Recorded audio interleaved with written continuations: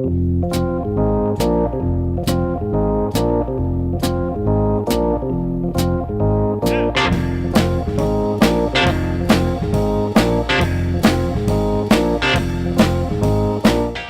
to the Two Blokes Chatting radio show on 94.7 The Pulse.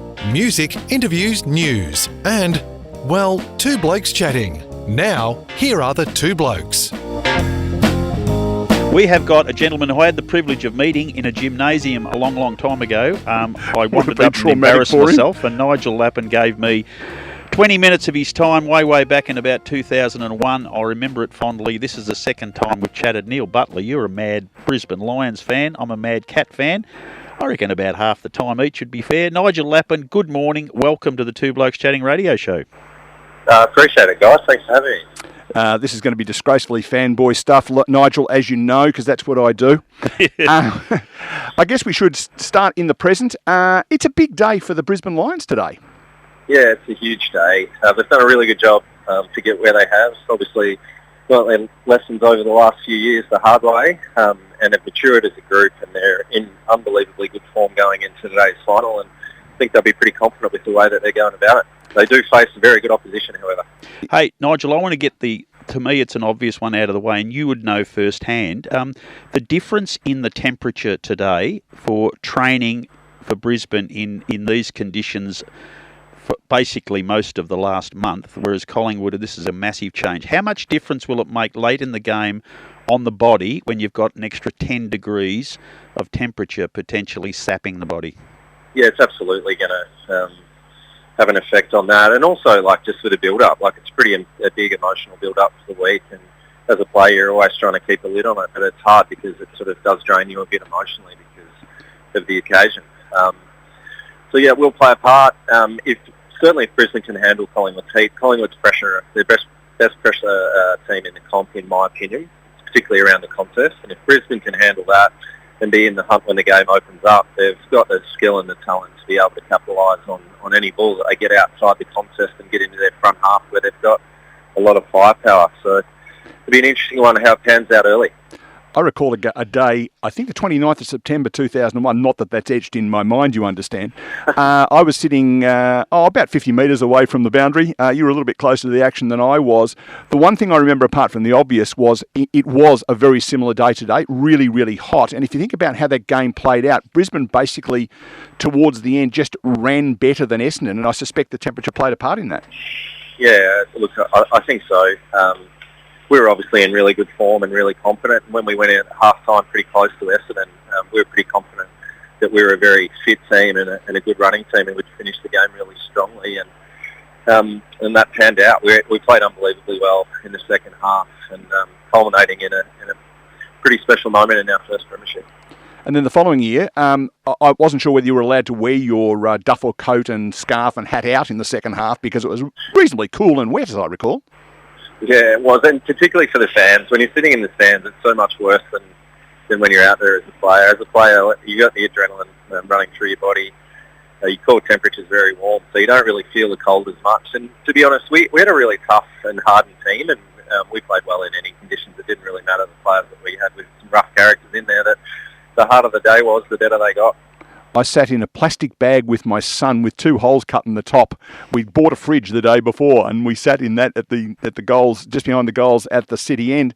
And then 2003, I wasn't able to get to the game. You were there, but let's call it incapacitated by the fact you couldn't breathe. Talk us through that. Well, the week before I suffered a rib injury. I was pretty fortunate to get up and play in the game. It's actually funny, there's always pros and cons for everything. So for me getting up, it meant that Chris Scott, who'd been injured all year, who's a great mate of mine, and I'm still working with Chris. And your boss. Really? Yeah, definitely. He was the one to miss out in that game. So it's always, when I talk about it, it's a bit bittersweet for me because I'd love nothing more than to be able to get out there and play with him in that game. But I'm fortunate that we had some good medical staff that were able to get me up, and probably even more fortunate that just had such a great team behind me. I know you recall, but Simon Black, Stay, Acker, Lynchy, and Clark Keating, who often goes unheralded to some, Mr. September. He had an amazing day as well. So I played in the back line. The ball hardly come down there. So it was an easier day for me. Because it was a sort of 8 or 9 goal win in the end, wasn't it? It was, and Blackie, I think Blackie had 25 touches at half-time. He played unbelievably well, got the ball out of the middle and gave our forwards a chance, and that was good enough, particularly as the game sort of wore on to get the job done. I think Simon Black is probably one of the most underrated footballers of his time. And Not I think, with me, he's not. And I think he's probably the only person who's played 300 games, won a best and fairest, captained his side, won a best and fairest in the Premiership year, won a Brownlow, and won a Norm Smith. It's not a bad sort of CV. Yeah, it's a great footy CV, but what's even more impressive about Simon is he's a wonderful person in general. So he's someone that I know his parents are very proud of him, but as teammates as well, we're more proud of him for the type of person he is than the footballer he was. He's a fairly handy surfer too, I'm told. I think that like Robert Flower back in my days, he was just someone the opposition couldn't dislike. He was such a nice bloke. I remember everyone just wanted him to be playing in their team. He was so universally admired. Absolutely. I grew up as I switched from Melbourne to Richmond as a supporter when Richmond were having a lot of success. I was a bit fair weather when I was a little bloke. And Robbie Flower, before I did that, well, he still was one of my favourite players, but I had number 2 on the back of the Melbourne jumper before I did change. So sure, he was an absolute superstar. I had the pleasure of meeting him a couple of times. He was a real gentleman. Yeah, he was a ripper. Now, we acknowledge the fact that you are a triple premiership player, but more recently than that, you have been a really important part of the Geelong Football Club, and I did a little bit of work with the VFL team doing broadcasting for them, both VFL and VFLW, and you were universally admired in the work you're doing at the Geelong Club. I guess in a situation like this, obviously your focus is making sure that Geelong are the best team that they can be.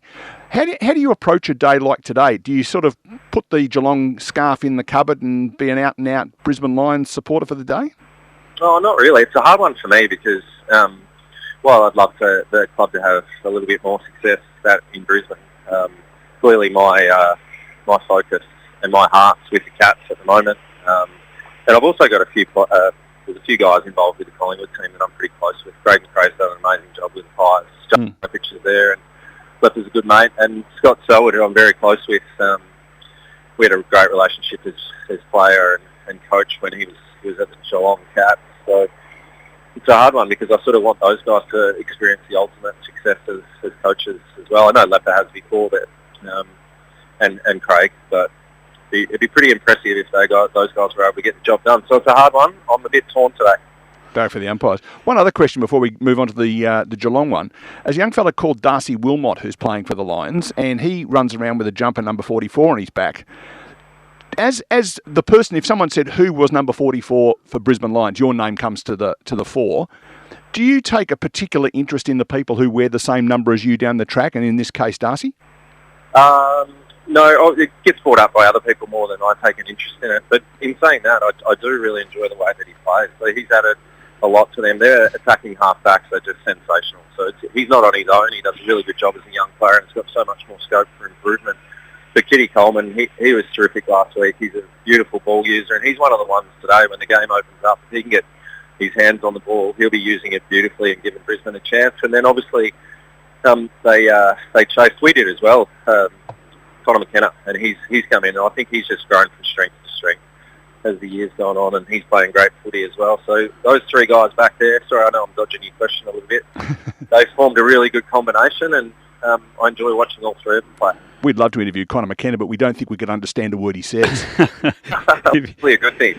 Nigel, a bit closer to home with the Cats, one of the strengths of your coaching clearly is building relationships, and you've talked about relationships you still have with Premiership teammates and others, but tough time at the end of the year when you spend so much time trying to make these young players the best they can be, and the club makes a decision to let them go. How tough is that for you as a coach at the club to say goodbye to these people you work so closely with?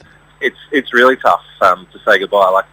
The thing with me, hopefully, I build try to build lasting relationships with all of the players. So I'll still catch up with them outside of footy and help them, mentor them if need be. That maybe they'll do the same to me. So it's disappointing. For some of them, it's just the start of the journey. Like these guys are only sort of mid-20s, and some of them even younger than that. And they've got a whole life ahead of them, and you never want to be defined just by football. So with those guys, you try and help them where you can, thank them for what they've done, and continue to build the relationships. And you always understand that it's a revolving door and it's cyclical in footy clubs. So what will happen is you'll get a few new guys in that you'll build really good relationships with, and hopefully those guys will take the club forward. And one of my favourites, Sam Simpson, we had the privilege of interviewing him a couple of days after the club announced they would take him as a father-son. So he's been very close to us here for a long period of time. We just wanted him to be successful, but he was dealt a pretty tough hand all the way through. And again, he would be one of the hardest ones, I guess, for you guys to have made a decision on. Yeah, they're things that are extremely difficult. Someone that's given the club as many years' service as what he has, and you know what I spoke about Simon Black before. You can just pretty much clone Sam Simpson in that respect. He's just a wonderful human being, and caught up with him yesterday for breakfast, which was good to see him. He's hoping that that's not the end of his AFL journey. He'll keep all his relationships at Geelong just because he is so widely respected and loved by all of his teammates. Sorry to talk too much, but I had an amazing time at Zach Tui's wedding over in Ireland, and Sam Simpson was there, and he was leading the charge with all the Aussie songs versus the Irish over there. He's just one of those boys that you just can't help but that love, and we wish him all the best with what's next. Yeah, certainly do. Your relationship's interesting. A lot of players come into assistant coaching roles, and they might move around from club to club for whatever reason. You obviously got a Geelong connection here with your family, but you look very much at home here. Is this really your lot? Are you happy to chuck in behind Scotty, who's got another 3 years by the look of it, and continue to build at Cardinia Park? Yeah, currently that's absolutely the case. You're so invested in the players, so like you get connected to the footy club clearly, but it's the people that make you get connected, and we've got an amazing group of players. I've been fortunate with pretty much every one of those players, except for sort of Tom Hawkins now, that I was pretty much involved at the start of their career, when they were at least the guys that had come through and got drafted by Geelong. So you feel a great connection to those guys. I work with really good people from the top down, and they give me the opportunities and the chance to do what I love. And I love spending time with the players. I love developing players in the background, not necessarily out the front. And as long as I've got that opportunity at Geelong, and as long as I'm enjoying it, and as long as they want me, I think I'll be there. Just two quick ones for me. One is Toby Conway. A lot of supporters are really excited about that ruck position, which since the retirement of Brad Ottens has been a real Achilles heel for the club, as good as Reece Stanley's been going. But how good can Toby be? Yeah, Toby's going to be a really good player. So him and Reece in combination next year, I think, will be fantastic. I think Toby's obviously a really big man. He's an extra 5-6 centimetres taller than Reece. He's an extra 10 kilos heavier. Can't quite get around the ground as well as Reece can, but in combination, those guys are going to be very hard to stop. Toby's a very smart boy. He's a good learner. He wants to learn fast, and he's a hard worker. And I think he's going to get there quicker than most ruckmen do, providing his body allows him to. So we're pretty excited about him. For the Geelong fans listening, what they should know is that Toby doesn't need, he needs a little bit of coaching, but not heaps, because he's one of those people that goes out and seeks his own ways to improve. And a quick question on your good mate. Chris Scott continues to divide Geelong supporters. I'm in his camp and always have been. How much an effect does it have on him internally to know that he still gets this ridiculous criticism from the fan base when the Cats aren't going well? He hasn't really been embraced as a local hero, which defies logic with his record. Yeah, well, that certainly does, if that's the case. But I think you're fine with the AFL, with the current environment. Just most coaches are in the same boat. There's only been a few coaches that are probably universally loved by every one of their supporters. Like, it's just a fact. So Geelong supporters are pretty passionate. They're allowed to have their opinion. But what we do know, or what I know personally, is that Scotty's a man of great character and great values, and he works for the players. Like, a lot of coaches go out there and think that the players work for them. Scotty certainly doesn't work that way. And within the four walls of the footy club, the players love him. We love working for him as assistant coaches. I'm not just saying that as a mate. He supports us unbelievably well. He's unbelievably loyal to all of us within. and that's why he's been so successful. It's one of the reasons he's been so successful. He's also a very smart man. I'm just fascinated by the conversation we were having a little while ago about your investment with the club and that as an assistant coach. I'm fascinated by people like Chris Newman, for example, who's going from Hawthorn to Richmond. I think Sean Griggs left Geelong to go to the Gold Coast. Wrenching yourself out of, I suppose it's no different to working in the corporate world, that you build relationships in one business and you go to the competitor. But it must be difficult to sever the ties and re-establishment effectively overnight.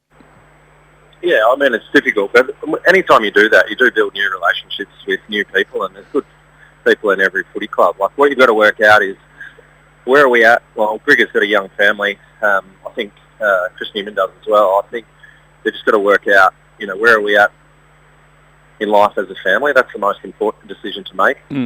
For Chris, it's probably not a big move, like he's just moving clubs in Melbourne. But for Grigger, it's a huge move to pull his family out of where they were settled in Geelong and to go to Richmond. One, are my family prepared to do that? And two, what are my long-term goals? And I know Grigger really well. He did a fantastic job for us at Geelong. He's really committed and worked very hard. And he's very keen to become a senior coach at some point. So I think for him, he thinks that he spent a bit of time under Scotty, which he's really loved. He's learned a lot. And for him to get to the position that he wants to get to, it might be a good time for him to go and work for someone else. Yeah, fascinating. Before we let you go, just one other thing and this is a bit fanboy. The following people: Chris Scott, Brad Scott, Michael Voss, Craig McRae, all coaching senior clubs and coaching them reasonably successfully, you'd have to argue. You've then got Luke Power and yourself and Blake Carosella and Justin Leppich, all in assistant coaching / VFL coaching roles. I assume that says something for how good a coach Lee Matthews was. No, he was an amazing mentor for us. And he's just someone that he was, even though we had a sort of chat off there before, that like everyone, Lee could be passionate game day, that with us he was always so calm and so positive, and he was always such a really good teacher. Like, just every day we were learning off Lee, and we never lost our love for football for a couple of reasons. One, the way that he coached us. Two, the way that he treated us as people. And three, with the type of characters that we had around us and the way that he led them to all invest in each other. And he's a really big reason why all of us have moved into coaching, and probably some others would have if given the opportunity. Yeah. And as he once told Justin Leppich, without you blokes, I'd only be the greatest player in history. Yeah, it was a very fun moment. Going in the lift after our third premiership in a row up in to meet the fans at Crown. It was an unbelievably funny moment. So I'm a man who only ever believes in omens when they suit me. Brownlow medalist on a Monday night, playing Collingwood at the MCG. I'm pretty confident the Lions will get over the line by 3 goals. What's your tip? Take your heart out of it, because I know you've got a foot in both camps. Thinking of it as a football observer, who wins today? Well, I think Brisbane have got the better forward lines. I think Collingwood's defence, if there's any defence in the competition, can cope with it, definitely. But at the same time, if Brisbane do get through, because Collingwood is so aggressive, they'll get opportunities to score and score easily. So I'm a bit with you. I think Brisbane, it'll be a tight game. I think Brisbane will be able to break them open. Well, not necessarily break them open, get on top later in the game and get over the Pies by a few goals. I say this with all the respect and care and love that you deserve, but I really hope that you're not the most recent number 44 Premiership player for my club by about the end of 6 o'clock tonight. Yeah, well, good luck to you and good luck to both teams, because as I said before, I'm semi-supporting both teams for that. Yeah, I think it was Craig McRae got up at the Brisbane Hall of Fame event and said, "If we don't win, I hope you guys do." If we don't win, I'd be okay with Craig and Justin having some success, I guess. He's clearly not saying that today. No, I got a funny feeling that was the case. Nigel Lappin, it's always a thrill to chat to you, and to do so on the radio is even more of a thrill. Thanks for taking some time out on a very, very busy day, and we should thank Busey for organising the conversation. No, that's easy. Pleasure. Good on you guys. Thanks, Nigel. All the very best. Nigel Lappin, absolute superstar of the AFL, and also a really good bloke. We've had some good chats on this show. I haven't enjoyed one any more than that. What a delightful fellow he is. And, it doesn't come naturally to him to be out there. Like, he's a bit of a shy fella, but how giving and open was that? Yeah, and he loves a chat. He's one of those people who doesn't like the limelight, but just loves a chat. Yeah.